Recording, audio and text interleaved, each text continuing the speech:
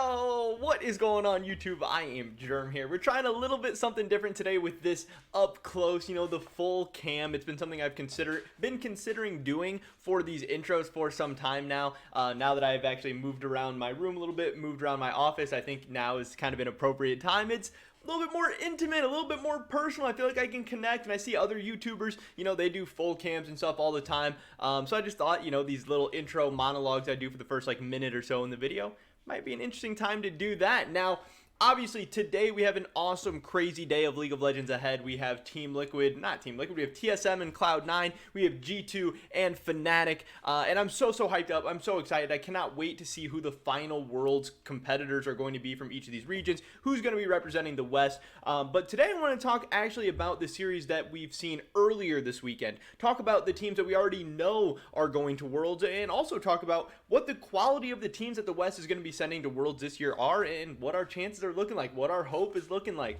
So yeah, definitely drop a like if you guys do enjoy this video. I would appreciate it so much. Subscribe to stay up to date on all my latest content, and consider checking out my Patreon, patreon.com/IamGerm, if you want to go a little bit extra in helping support me, my content, and my channel. With that being said, let's pop out of this full cam, let's go back to the little cam, and let's get right into this one. So the LEC obviously had a banger series yesterday between Mad Lions and Rogue. The games were fast, they were crazy, there was huge comebacks, there was huge plays made, there was huge throws. A ton of criticism is coming out towards Rogue right now about how they just always find a way to throw. They are just not clutch in clutch moments. They don't come up big in the big games. Thinking back to last finals in the spring, they had a huge lead in game 5. They throw that away, they end up losing. Now fast forward to actually in the regular season, there was a game against Mad Lions where they had like a 7,000 or 8,000 gold lead, and they throw that, they lose. Now against Mad Lions once again, they get 3-0'd in a series. This series was supposed to be close. Rogue was a #1 seed.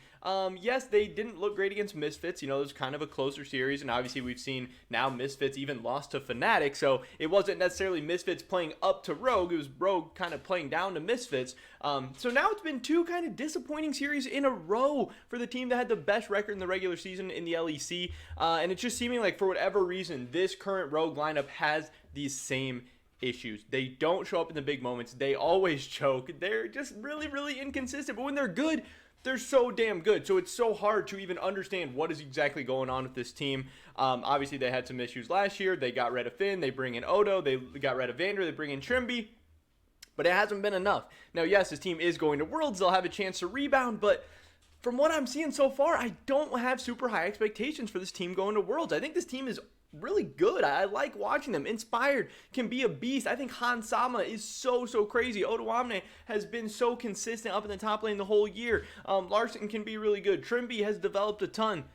But for some reason, this team can't put it all together. And if they're not able to put it all together in big regular season games against G2, against Mad Lions, if they're not able to put it together in the LEC playoffs in spring or summer, what leads me to believe they're going to be able to put it all together at Worlds, especially when Worlds groups are going to be so stacked this year? We have 4 Korean teams, 4 Chinese teams, PSG Talon. I don't know. I'm kind of down on Rogue right now. I'm honestly expecting the 3rd seed in the LEC, whoever it ends up being, to probably perform better internationally than Rogue is going to. But then on the other side, we have Mad Lions, who looks so damn good. This team is a different beast in best of 5s than they are in best of 1s for whatever reason. I mean, think back to even MSI. We saw this team in kind of the group stage where there were 6 teams, they're all playing each other. They looked fine. They looked decent. They finished, I think they ended up, I don't know, they finished 3rd or 4th towards the bottom, and Cloud9 maybe could have done a little bit better, maybe could have won some more games off of them, or Cloud9 maybe could have won some games off everybody in general and even made Mad Lions finish a little bit worse. It's not like Mad Lions looked necessarily impressive or dominant or anything like that in kind of the double round robin, but then they took Damwon Kia all the way to Game 5. Damwon Kia ends up taking RNG, if I'm remembering correctly, all the way to Game 5 in the finals. There was you could reasonably say that Mad Lions was right there with 2 of the best teams in the world at that point. And that was in best of 5. They looked way different. They stepped it up. They were really good. And they weren't that good in the spring of the LEC regular season and best of 1s. In the summer, they were a little bit better, a little bit more consistent, but they still weren't overly dominant, overly impressive, anything like that. And then now getting into best of 5s, they beat G2, 3-1. They beat Rogue 3-0. They're looking like they're about to capture another LEC title. this team is looking good. This team is looking scary. And again, the only thing that does suck for them is that groups are going to be stacked. They're going to be tough. All those Chinese teams, all those Korean teams, PSG talent is out there. And unfortunately for them, World Group Stage is best of one. So they are going to have to kind of figure something out. They're going to have to find out a way to perhaps win some of these best of ones. But man, if this team gets in a best of fives, I think they can be scary. I think they can really, surprise people. I could definitely see this team making like a semifinal run at Worlds if they're able to get out of groups. So it's going to probably depend what group they get into, how stacked it is, how winnable it is. But man, Mad Lions, best of fives, for whatever reason, they step it up. They play as a team so well, making crazy plays all around the map. I am excited for them. And then over in the LCS, obviously, we saw Team Liquid taking down 100 Thieves, actually going to 5 games with them, which was a little bit unexpected. Yes, they had a massive throw in one of their losses. So, I mean, maybe you can say that isn't going to usually happen. But also, I don't really love, my top teams throwing away, 10, 11, 12,000 gold leads. But lately, Team Liquid has actually been one of North America's better teams internationally. It's not like they've been going 0-6 or something like TSM at Worlds. Team Liquid last year, I think, was 1 game away from getting out of their groups at Worlds. And I think this version of Team Liquid this year is much better than the one we saw last year. I think Santorin is a massive upgrade from Broxah. I think Alfari is a big upgrade from Impact, especially the way he's playing right now. Look at this stat line. 4-0-11, 2-0-6, 6-0-10 in his victories for his team. This is going up against Someday. This is not a bad top laner by any means, and 100 Thieves not a bad team by any means, but I really do think Alfari is on a whole nother level right now, and I think he is class. I think he is world class. I think he will be able to go international and not stomp like he's stomping in the LCS, not stomp like he's stomping in NA, but I think he will be very solid for this team. We've seen this guy internationally before, back on Misfits.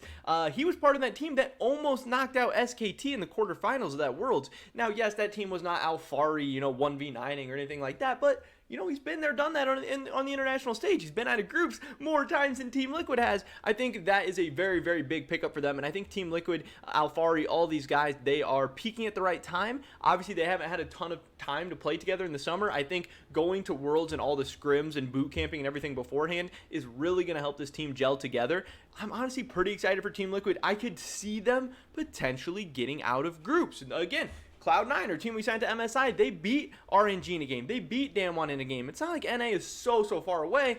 Just Cloud9 collapsed and looks so terrible. But I think Team Liquid right now has a chance to actually be better than Cloud9 was at MSI and could maybe sneak out of an easier group or even a mid-tier group. Now, if they get in the group of death, good luck to them, but it is possible. On the other side, 100 Thieves, not a team I'm super excited for. I'm glad they showed up. I'm glad they played well. Closer continues to be a beast. Abadage, we know, can be serviceable. He's very solid. And I really do think FBI is a very class late game carry. He's a great kind of insurance policy to have on your team. I do wish to see a little bit more out of Someday in the top lane. Huhi, I don't know exactly how well he's going to stand up internationally, but it sounds like he's doing pretty well. We'll have to see. I'm definitely not as excited for 100 Thieves or TSM or anything like that. I think Cloud9, if they get hot, could figure some things out, but I think Team Liquid actually can be a little bit of hope for NA. I think they actually could maybe get this done and be the first NA team to get out of groups in 2 years?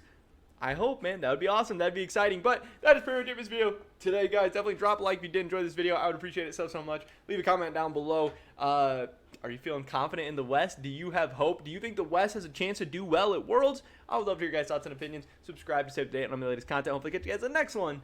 But until then, peace.